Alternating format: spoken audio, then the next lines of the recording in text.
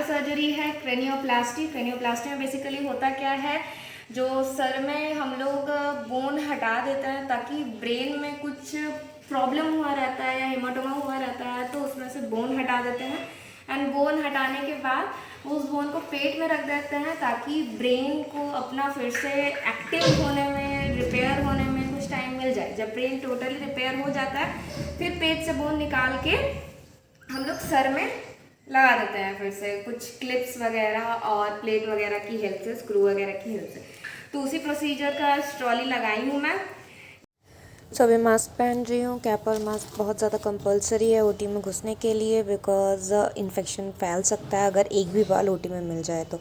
सो ये ओटी 3 है। आप जैसे कि आप देख रहे हैं, सारा सामान पहले से ही हम लोगों ने रेडी करके रखा था, बिकॉज ट्रॉल लगाते टाइम ज़्यादा भाग दौड़ ना हो, इसीलिए हम लोग सारा सामान एक जगह रखते हैं, उसके बाद ट्रॉल लगाते हैं। एंड यहाँ मेरा भाई राम एनास्थीसिया लगा रहा है। सबसे पहले ये प्रोपोफॉल है। प्रोपोफॉल सेडेशन के काम आता है। प्रोपोफॉल से नींद आता है, ठीक है। सो अभी प्रोपोफॉल हमेशा हम लोग 10 ml में ही लोड करते हैं। इसका कुछ फॉर्मूला होता है बॉडी वेट के हिसाब से। सो सारा एनास्थीसिया लोड हो चुका है। अब नेक्स्ट हम लोग चलते हैं ट्रॉल लगाने की तरफ। ट्रॉल लगाने से पहले सारा ड्रम खोलते हैं हम लोग। फिर ड्रम खोलने के बाद मैं ये पहन रही हूँ हाफ गाउन। हमारे ढीले ढाले कपड़ों को, अनस्टेराइल कपड़ों को स्टेराइल कपड़ों से छूने से रोकेगा, बिकॉज ब्रेन का सर्जरी है एंड इसमें इम्प्लांट लगेगा। सो इन्फेक्शन, हम लोग 1% का भी इन्फेक्शन का चांस नहीं रख सकते, तो पूरा कायदे से ट्रॉली लगाना पड़ता है। सो यहाँ मैं ट्रॉली लगा रही हूँ। सारा सामान खुद नहीं ले सकते बिकॉज स्टेराइल ग्लव्स पहने हुए हैं। सो दूसरे को बोल रही हूँ मैं ये सामान दो, वो सामान दो। ऑलरेडी सामान सारे अरेंज थे, बट स्टिल अगर बाहर से कुछ लगेगा तो ऑब्वियस बात है किसी और को ही देना पड़ेगा। सो चलिए, इधर मैं ट्रॉली लगा रही हूँ। ट्रॉली लगाते लगाते कुछ डिस्कस कर लेते हैं कि आज का पेशेंट का हिस्ट्री क्या था और उसको क्या प्रोसीजर होने वाला है। सो आज की जो पेशेंट है उसका 1-1.5 महीने पहले एक्सीडेंट हुआ था और ब्रेन में ब्लड क्लॉट हो गया था। ब्लड क्लॉट होने के बाद वो ब्लड क्लॉट ब्रेन को डिकम्प्रेस करा था। सो प्रोसीजर था क्रेनियोटोमी। क्रेनियोटोमी में फिर किसी दिन बताऊंगी। आज क्रेनियोप्लास्टी है। क्रेनियोप्लास्टी में बेसिकली स्टमक से ब्रेन निकाल के प्लेट्स और स्क्रू के साथ ब्रेन में अटैच कर देते हैं, बिकॉज ब्रेन रिकवर हो चुका होता है तब तक। सो बोन को पेट में ही रखते हैं, बिकॉज पेट में रखने से वो डिकम्पोज नहीं होता है एंड बाहर ऑब्वियस बात है नहीं रख सकते, बिकॉज उतना दिन फिर बोन कहाँ जाएगा। तो चलिए इंस्ट्रूमेंट देखते हैं। स्पिरिट है स्क्रब एंड पेंट के लिए। पहले इससे अच्छे से स्क्रब होगा, मैंने बेटाडीन स्क्रब से पहले स्क्रब होगा, उसके बाद स्पिरिट का यूज़ होगा, उसके बाद बेटाडीन से फाइनल टच दिया जाएगा, पेंट किया जाएगा। उसके बाद ये सारे कपड़े से ड्रैप होंगे। और ये है टैवल क्लिप। एज यू नो, मैंने दिखाया है पहले भी, ये सारे हैं टैवल क्लिप। टैवल क्लिप से हम लोग अच्छे से ड्रैप करेंगे। एंड ये तो मैंने आपको बताया है कि इसी से पेंट होने वाला है, इसी से paint and scrub and paint करते हैं। ये दोनों फाइन सीजर है, ये कर्व सीजर है, कर्व फाइन सीजर। ये प्लेन फाइन सीजर, ये है मायो सीजर स्ट्रेट।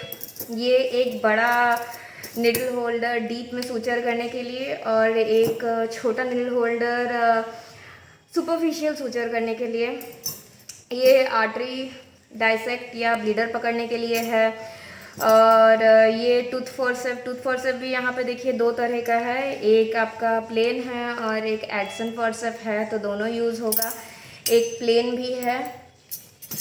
सो ये सब टिश्यू पकड़ने के लिए यूज़ होगा। ये है पेरिस्टियम एलिवेटर, ये बोन और टिश्यू को अलग अलग करता है। ये है एलिवेटर, ये प्लेन एलिवेटर है, ये भी बोन पर से टिश्यू हटाते हैं। ये दोनों का काम सेम है, लेकिन इसका काम है बड़े मसल्स को हटाना, बड़े टिश्यूज़ को हटाना जो बल्क में है, और इसका काम है स्मॉल टिश्यूज़ को हटाना जो थोड़े कम अमाउंट में है। इस सर्जरी में सबसे मेन काम होता है एलिस का, बिकॉज जब सर का स्किन खुलता है तो एलिस से उसको पकड़ के रिट्रैक्ट करते हैं। एलिस से रिट्रैक्ट करने के बाद, ये रिट्रैक्टर है, इसका नाम मेरे को टोटली पता नहीं है, बट ये जो हुक है ये ब्रेन में ऐसे अटैच होता है। ब्रेन के मसल्स में नहीं, मैंने हमारे सर पे जो लेयर डाइसेक्ट होता है ब्रेन तक पहुंचने के लिए, उसमें ये होता है अटैच।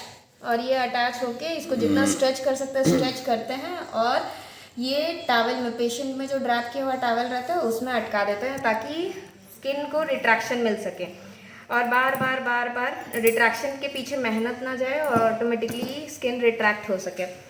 ये है एंगल वाला निबुलर, ये स्ट्रेट वाला निबुलर, दोनों यूज़ होता है। और इस सर्जरी में एक 22 नंबर का ब्लेड यूज़ होता है और एक 15 नंबर का ब्लेड यूज़ होता है। ये है सक्शन कैनुला, ठीक है, ये दोनों 2 टाइप का सक्शन कैनुला है।